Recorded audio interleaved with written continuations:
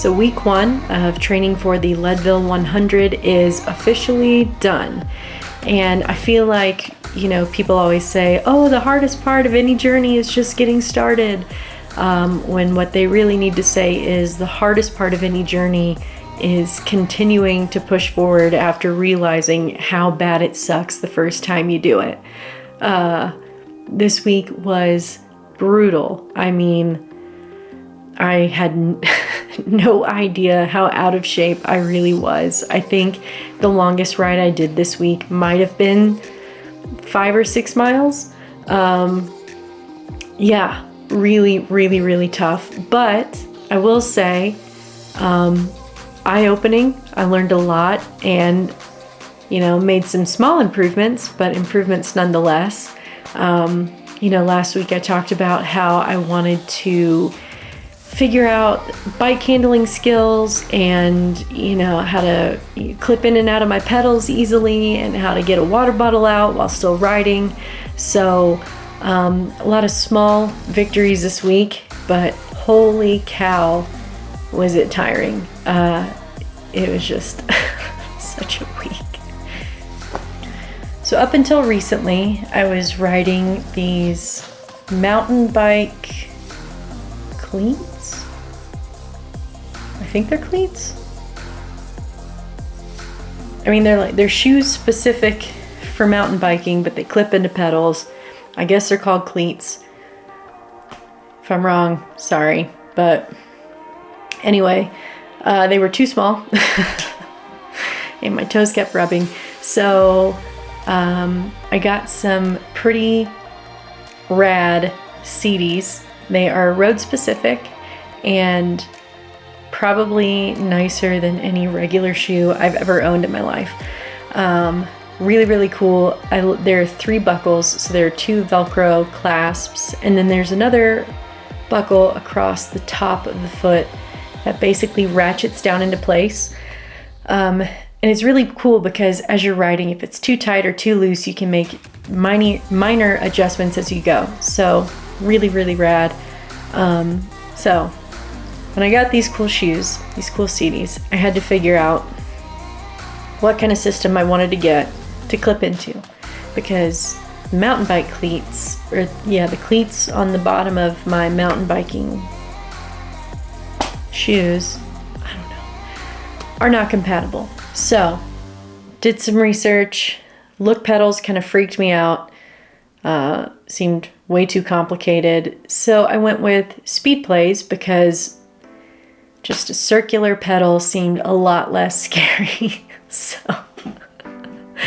they're really great. The cleat on the bottom of the shoe has adjustable float, so you can determine how much leeway you want the back of your foot to have when you're pedaling. The speed play seemed like the easiest option, and initially it wasn't. I had some real difficulty figuring out how to clip in and out. On my first ride with them, I think I rode for like 300 yards before I could finally get my left foot clipped in. But yeah, just threw a little bit of grease on the cleat and now I feel like a pro, no big deal. So yeah, that was one tiny victory that I'm really excited about. Just because it's scary when you are crossing an intersection on a busy street and you're not confident getting into your pedal. You know, you miss it and then you're trying to keep going. You're just like, oh my God, I'm gonna fall over in the middle of this 6-lane intersection. But yeah, now like a breeze, so easy. Love the pedals, the Wahoo Speed Play, just a really good fit for me.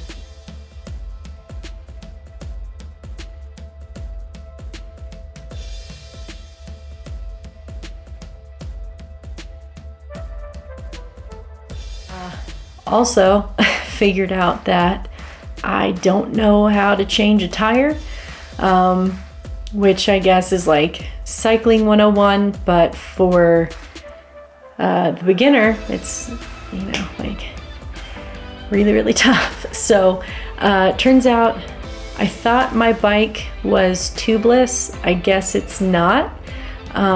So all this came about because Matt, my husband, was leaving to go on a trip, and I was afraid to go ride by myself because if I got a flat, I wouldn't know how to fix it, and I had nobody to come pick me up. And I don't know if you know this, but there's not an option on Uber to have a bike rack. So yeah, kind of would have been tricky getting home, especially, in Salt Lake City. So when he got back, the first order of business was figuring out how to change a tire.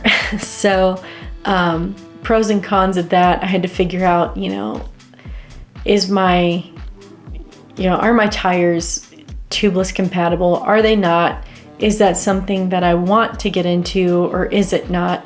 So I did some research, and to me, it just seems like riding tubeless is probably a little bit more practical, considering how often I'll be riding with nobody that can come rescue me off the side of the road if I need it. So, when we were evaluating tubeless versus tube or whatever, I don't even know what you call it, one of the main concerns I had was ease of getting the tire on and off. I have next to zero upper body strength. My arms are basically cooked spaghetti noodles. I can't even lift my dog up. So even with tire levers, I understood that it was probably going to be an uphill battle for me to get these tires on and off. So we did some research, found some tires at our local bike shop that would be a better fit for me. And one of the things that I like about the tubeless setup is that it's got sealant in the tires. So if I were to roll over something like a thorn or, I don't know, just something small that might puncture the tire itself, instead of it hitting the tube on the inside and then the tire immediately going flat, there's a chance that the sealant in the tire would kind of help keep the hole from leaking a bunch of air. And if the tire does go flat, then it's really easy. You just, screw the stem and then, pour the stands in there, shake it up, and then blast a couple of cartridges, or one cartridge I think is all I would need for my tire, to reinflate it enough to where I can just get home. And, and there's still the option where if the sealant and the cartridge don't work, I can still throw a tube in the tire, inflate it, and get home.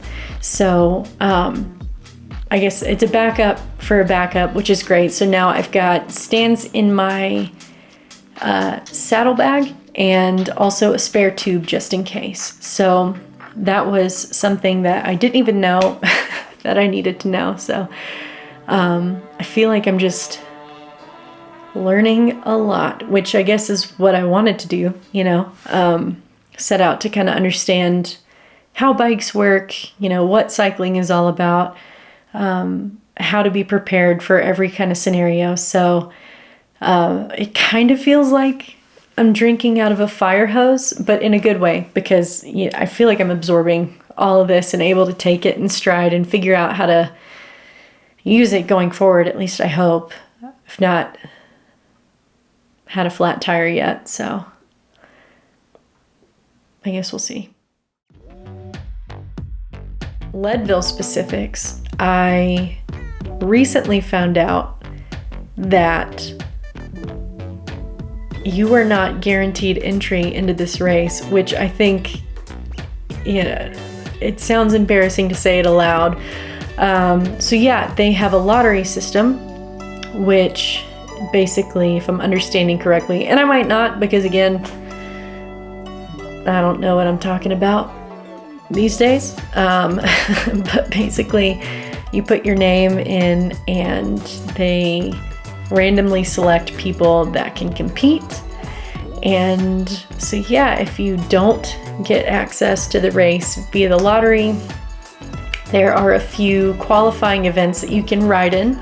So these qualifying events, if you are within the top percentage, you can win access to Leadville. And I still don't know, what spots would qualify for entry to Leadville and which ones wouldn't. I think it depends. I think a certain number of tickets are given to each qualifying event, and then they split it between the top qualifiers and then a lottery for that event. So a lot of it's just luck of the draw.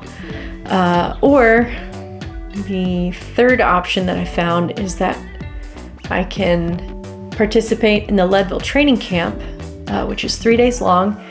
But it's very expensive. But on the bright side, the price at the camp also includes admission, or entry, I guess is what people would call it, entry into Leadville. So a lot to think about. Haven't quite thought about what I'm going to do if I don't get to ride. I would say compete, but that's silly. Yeah. I don't know. I'm gonna ride it. Yeah. If I don't get entry, I'll still ride it. Can't close a trail, right? I'll just ride it after everybody else is gone and have my friends set up mini aid stations, which honestly might be better because then I can control what the aid stations have.